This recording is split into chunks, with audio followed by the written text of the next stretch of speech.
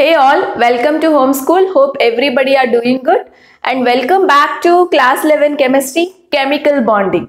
We have started the chapter, we have already finished ionic bond formation, covalent bond formation, how to write dot structures easily, and then I also discussed about the Fazan's rule, that is covalent character in ionic compounds and ionic character in covalent compounds, that is explained by dipole moment, right? So all that was explained in a detailed way. Video links are provided in the description. You can go and check it out if you have not yet watched. And coming to today's topic, one of the important topic to understand before we go for Vesper theory, VBT as well as MOT. Okay, so that is bond parameters. So these bond parameters are nothing but the properties of bonds.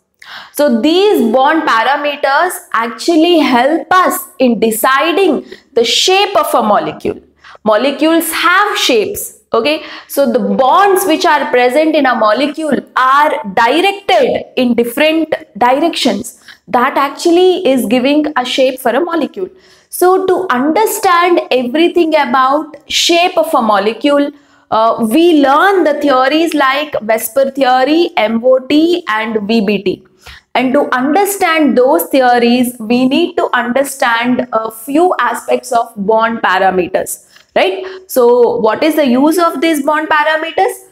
They actually help us to describe about the properties of bond, the properties of molecule, and they help us in deciding the shape of a molecule. Main purpose of studying bond parameters is to predict, to understand the shape of molecule. So there are almost 6 bond parameters in our syllabus. So first one is bond length. We study something called bond length.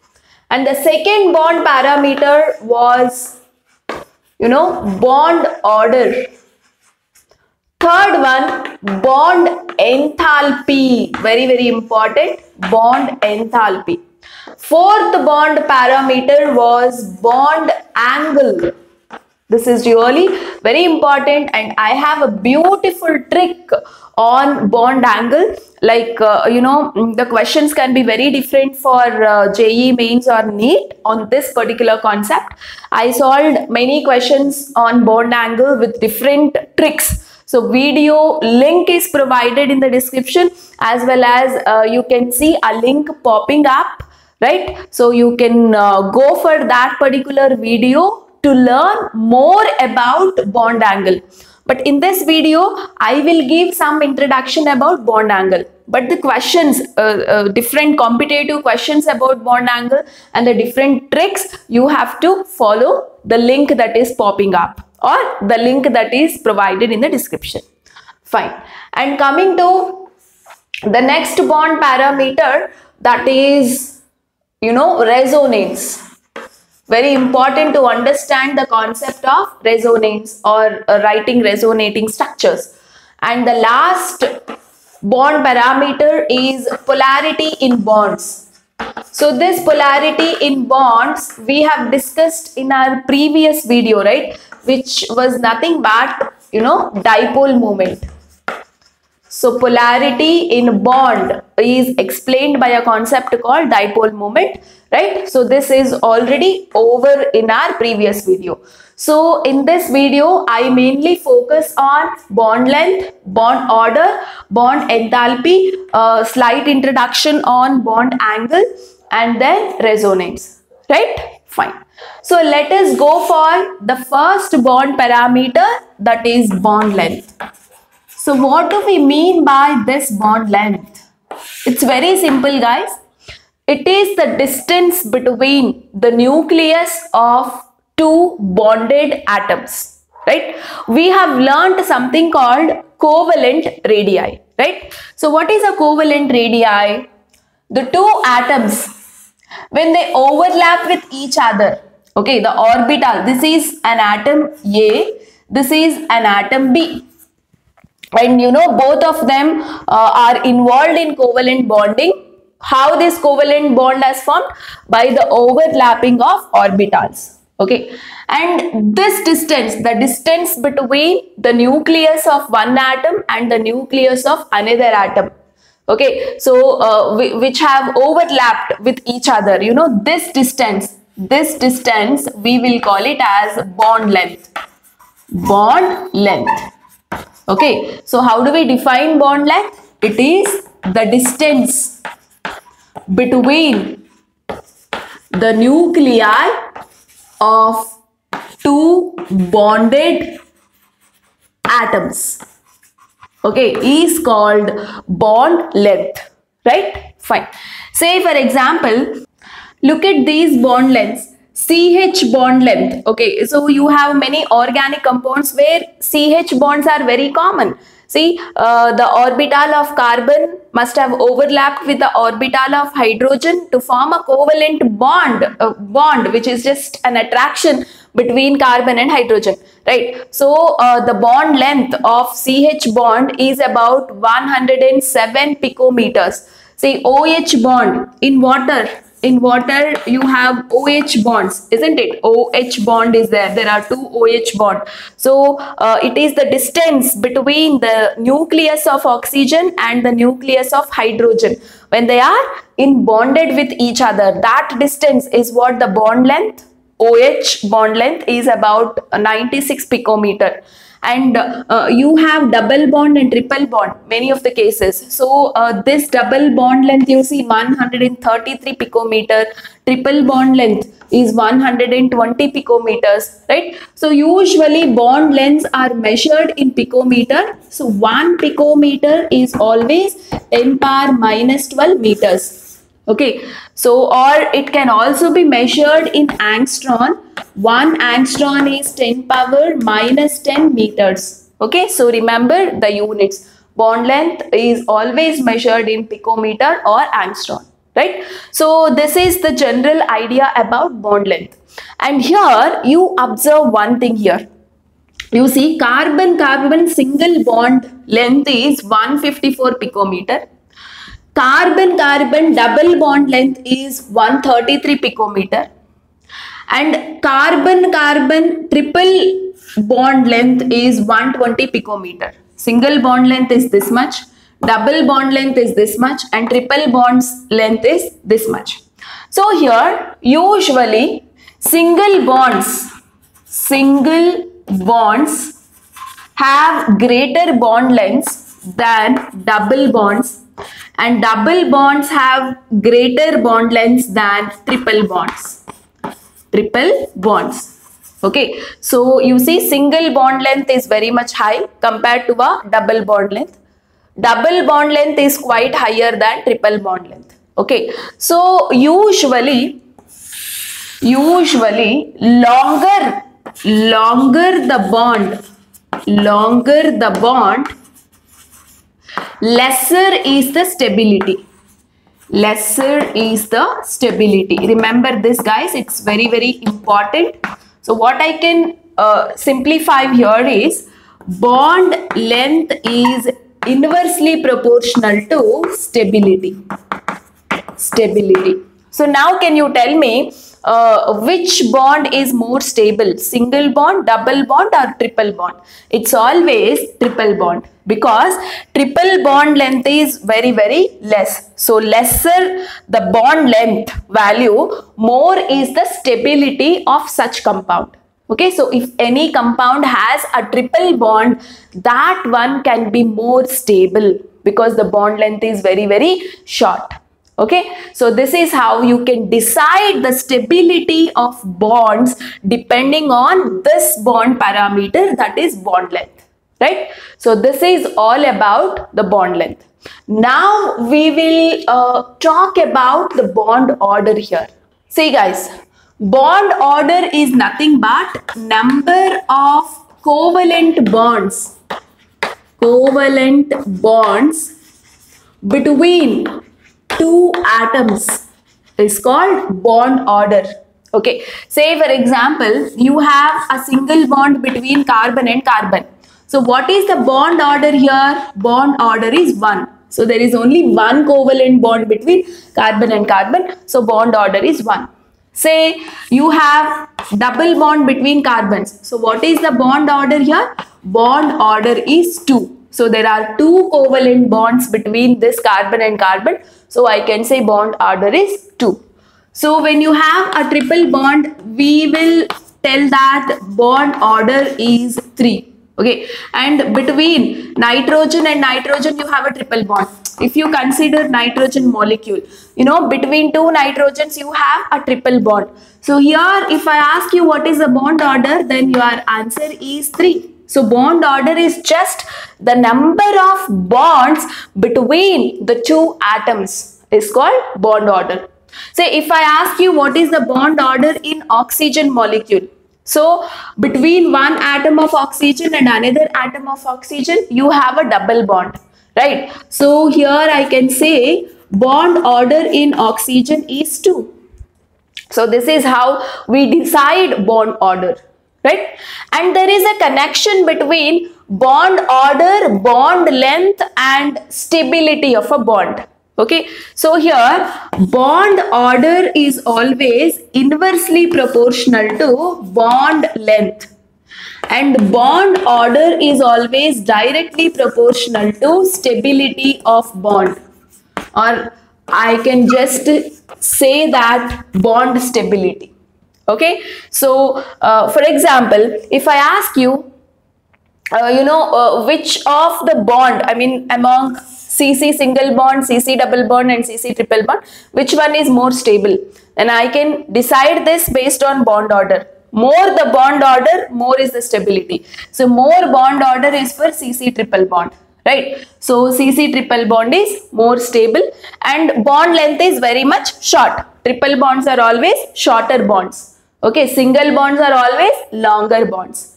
We have discussed that, right? So bond order is always inversely proportional to bond length and bond order is always directly proportional to stability, right? So this is what the relation between bond order and bond length that you must understand.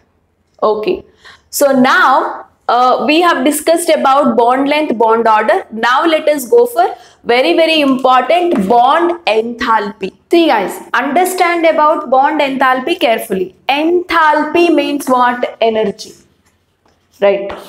So here the amount of energy required to break the bonds between the atoms is called bond enthalpy. Okay, so bond can be of any type. It can be of ionic bond, it can be of covalent bond. Any type of bond may be present between 2 atoms. So the energy required to break the bonds, all bonds between 2 atoms is called bond enthalpy. And to break the attractions between the 2 atoms, attractions are nothing but bonds, isn't it? So to break these attractions in a molecule, it is possible if the molecule exists in a gaseous state. You can break the attractions easily in a gaseous state compared to liquid and solid state, right? So observe the definition carefully here.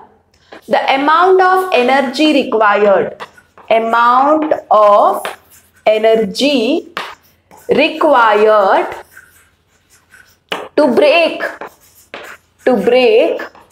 all bonds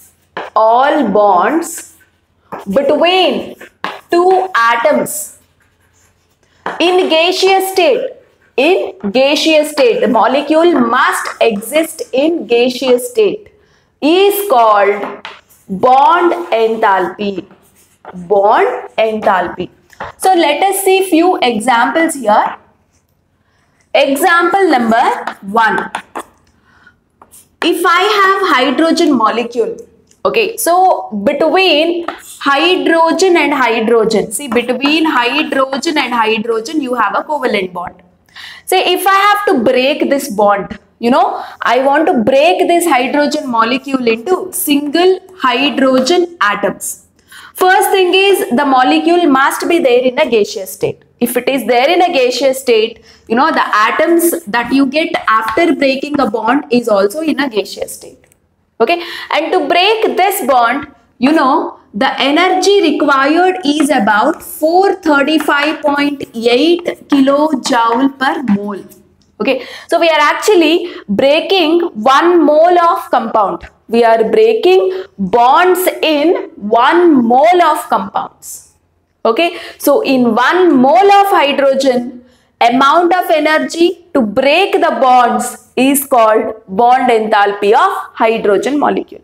So to break this 1 bond in 1 mole of hydrogen gas is how much energy required? 435.8 kilojoule per mole. This much energy is required to break this bond between hydrogen atoms.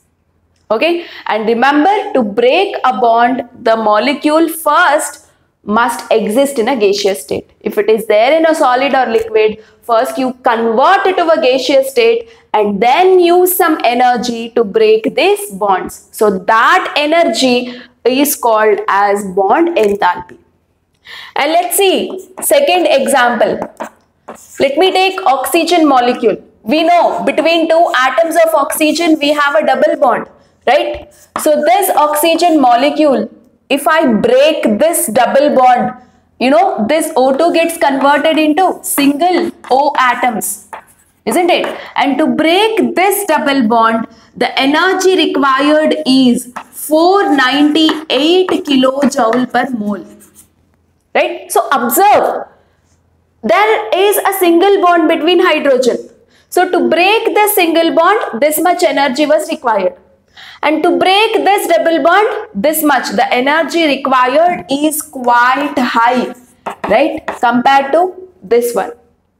And suppose, let me take the third example, nitrogen. Okay, so to break this nitrogen into nitrogen atoms, you know, between the 2 atoms of nitrogen, you will find a triple bond. To break this triple bond, you know, the energy required is 946 kilojoule per mole.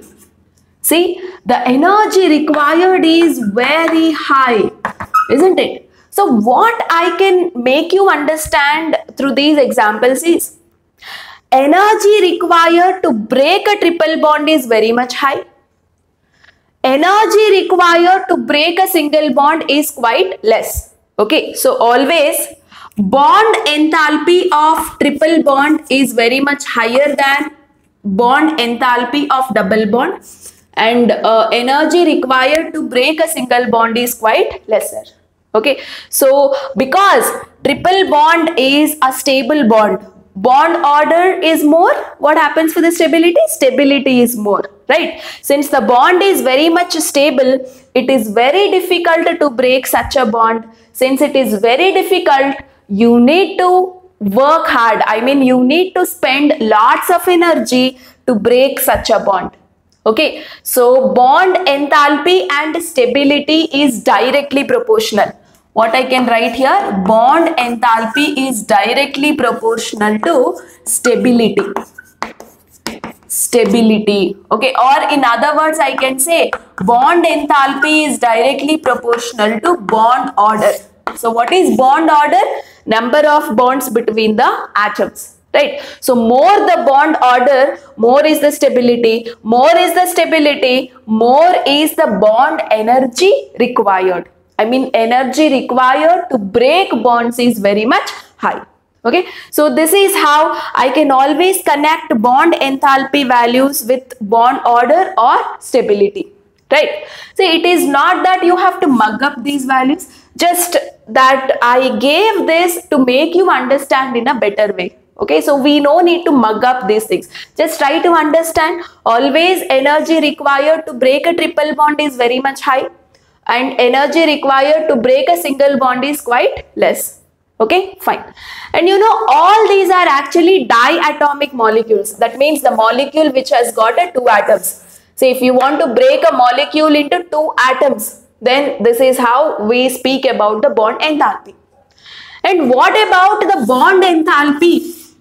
Bond enthalpy of polyatomic molecule.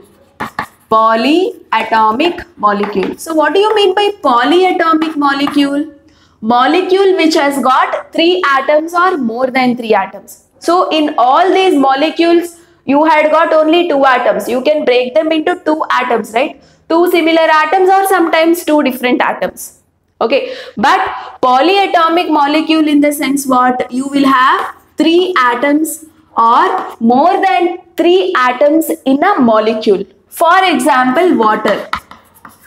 Right. So discussing about the bond enthalpy of water is quite complex than these. Okay, so here the bond enthalpy was very simple. Just it is the energy required to break this single bond here, and in oxygen molecule breaking a double bond, and in nitrogen molecule breaking a triple bond. But you see, in this molecule you have 3 atoms, right? And water is represented something like this. It has got 2 OH bonds. How many bonds? It has got 2 bonds. So here, how you speak about bond enthalpy is the mean bond enthalpy. Okay, so here we consider mean bond enthalpy, or in other words, we can also call it as average bond enthalpy. So here breaking of this water molecule takes place in stepwise. Okay, first and foremost what happens? We will try to break water into, first water must stay in a gaseous form. We will try to break water into H and OH. Okay, first we will break this bond. We are breaking this bond in water. So we are getting H atom separately and OH group separately. Okay, so for this step, energy required is about 502 kilojoule per mole. Okay, so how much energy we are using for this step? 502 kilojoule per mole. And in the next step, I will break this OH bond. I mean, this bond I am breaking now. Okay, so OH I am breaking into O and hydrogen.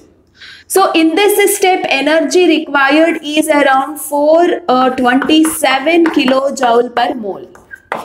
Okay, so like this, stepwise we are breaking the bond. First we are breaking this bond. On breaking this, you are getting H and OH.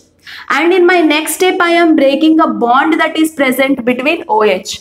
Okay, and here we calculate average bond enthalpy. So how do you calculate average bond enthalpy here? It is 502 plus 427 divided by 2. So how much is the value you will get? You will get 464.5 kilojoule per mole. So the bond enthalpy of water is 464.5 kilojoule per mole. Okay, so what is this 464.5? It is actually average bond enthalpy.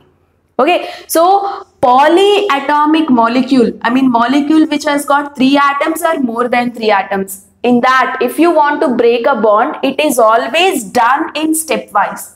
Okay, say water, first step we broke water, something like this.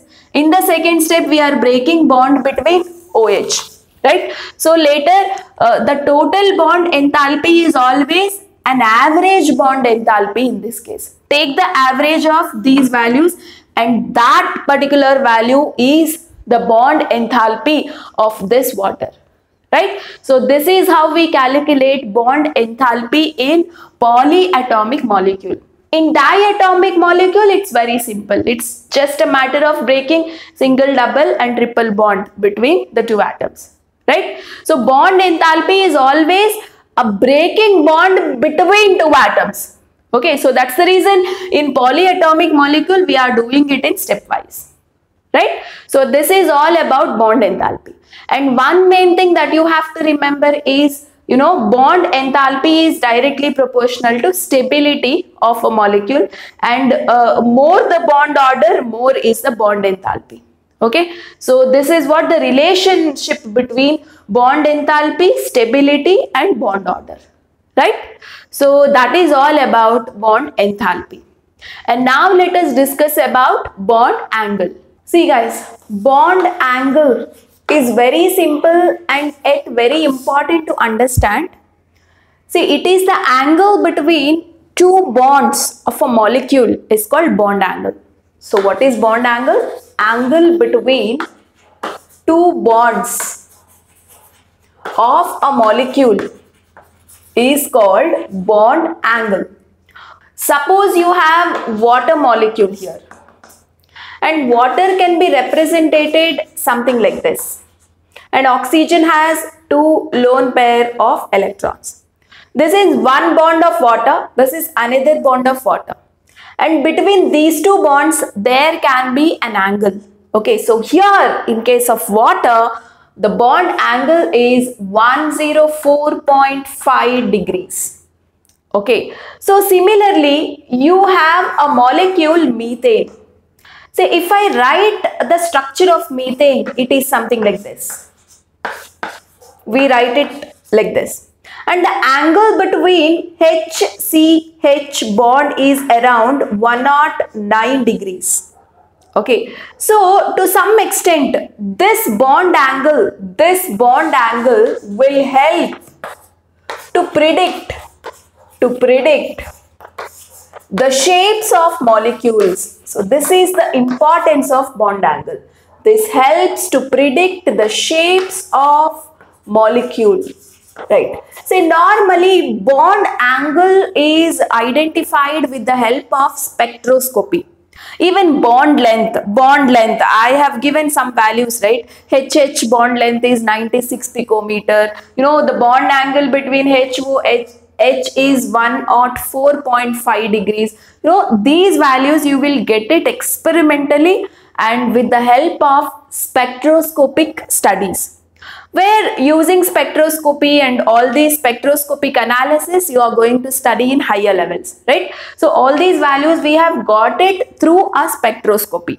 Okay, so this bond angle helps in predicting the shapes of molecule. See, once you know that the bond angle between HCH is 109, every even the bond angle between this HCH is 109 and HCH, this bond angle is 109, everywhere 109 degree is there. So looking at this bond angle, one can say that this CH4 has tetrahedral structure. Okay, CH4 has tetrahedral structure. So how did we come to know? With the help of observing bond angle between HCH bonds. Okay, so this is how this can help us in determining the shapes of molecules. And there can be a different questions asked on bond angle, where you must have a knowledge on certain things. I covered bond angle in a detailed way in one single video. Video link is popping up, or it is also provided in the description. As I already told you, just go and watch. You must definitely watch that video, because that is how questions can be asked. And to answer the questions, you must know the concept that I told in that video. Okay, so I just gave you a basic idea about bond angle here, but details are covered in that particular video. So please do watch that video for further details of bond angle. Right? Okay. So now let me quickly go for another parameter, that is resonance. So here understanding resonance is very, very important. When I say to write Lewis dot structure for ozone, so how do we write? Lewis dot structure for ozone. If we have to draw, so how do we put? Wo. I taught you how to use a trick for writing dot structure, right, in my very first video. So you can watch that video if you don't know how to draw a Lewis dot structure for molecules. Okay, so now since I hope that you have watched the video and you have a knowledge how to draw a dot structure, I'm just drawing it here. So here you have like 1, 2, 3, 4, 5, 6, 7, 8, and here you have 2 lone pairs, and on this oxygen you have 3 lone pairs. So this is how we can draw a dot structure for ozone, isn't it? And you can also draw a dot structure for ozone something like this. So you have 2 ways of drawing a dot structure for ozone. One is this. structure 1, I will say, and the other one is this, right? So what is the difference between the structure 1 and structure 2 here? So this is our structure 2. In structure 1, double bond was here. In structure 2, double bond is here, right? So there are many ways of drawing a Lewis dot structure. One way of drawing is this. The other way of drawing is this, right? Okay. And if you observe this molecule and the length of this bond, the double bond length was actually 148 picometer. And the single bond length is 121 picometer. Okay, in this structure, here the double bond length is 148 picometer and here 121 picometer. But which one is correct? The experiment says that neither this is a structure for ozone or nor this is a structure for ozone. Instead, experiment says that this is a structure for ozone. So ozone structure is written something like this, okay, where the bond length was 128 picometer in both cases. Okay, the bond between these two oxygen is of 128 picometer and the bond length of these two oxygen is also 128 picometer. So this is what the experiment proves. So based on experimental analysis of ozone structure, you know, this bond is neither a single bond nor a double bond. It is in between. Same way, even this bond is neither a single bond nor a double bond. It is in between. Okay. So this is the exact structure of ozone. Okay. And this structure we will call it as resonance hybrid. This is called as resonance hybrid. So resonance hybrid is the one which is giving complete idea about the structure of ozone. And what about these two structures? We have written them according to Lewis dot structure. Okay, but actually speaking, you know, this bond, I mean the bond between this oxygen and this oxygen is not showing 188 picometers length. Okay, actually it is showing 128 picometers of length. Right, and you know, these two structures, they are possible way of writing structures. Okay, so two possible ways of writing dot structures. So, but they do not completely explain all properties of ozone. They do not completely explain about the shape or you know, the various bond parameters of ozone. Right, but which structure is explaining everything about ozone? That is this. Okay, so this structure is actually in between this structure and this structure. So these two structures are called with the name canonical structures. They are called canonical structures, or in short we can call them as resonance structures. Okay, so resonance is observed when a molecule is showing two or more than two dot structures. When we have a possibility of writing two or more than two dot structures for a molecule, then comes the concept of resonance. Neither this has a correct structure nor this has a correct structure, but instead the correct structure is the combination of structure 1 and structure 2. Okay, and this structure is called as resonance hybrid. Okay, so and resonance hybrid is always a highly stable structure, and it always has less energy. Okay, and resonance hybrid is the accurate structure of ozone that can explain all properties of ozone. Okay, neither this nor this is a correct structure, but this is a correct structure. Right, so by observing the bond length, one can say that this is the correct structure for ozone. Okay, see, double bond, this is like, see, double bond in the first structure it is here, but in the second structure it is here, but neither here nor here double bond present. It belongs to both. I mean, you know, this bond is not completely a single bond, not completely a double bond. Likewise, even this bond is not completely single, not completely double. So it is in between. So that is the reason we indicate that with a dotted line. Okay, so that means double bond can be present here or here. I mean, it actually belongs to both the bonds, right? So that is the meaning of resonance. Resonance is normally observed in those molecules which have got a double bond, or it is normally observed in those molecules which have two or more Lewis dot structures, which can be written in two or more Lewis dot structures. Okay, so this is the general idea on resonance. So, and the last parameter is polarity in bonds, which is nothing but dipole moment. That particular concept is already explained in my previous video.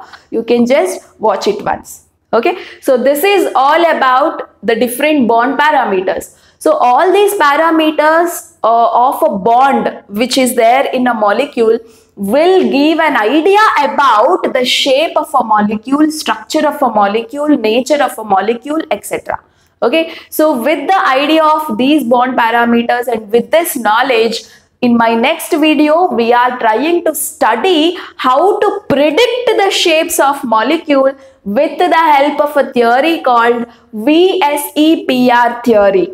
In other words, we will call it as VSEPR theory. Right? So keep waiting for my next video for VSEPR theory. Let us talk the concept in a detailed way.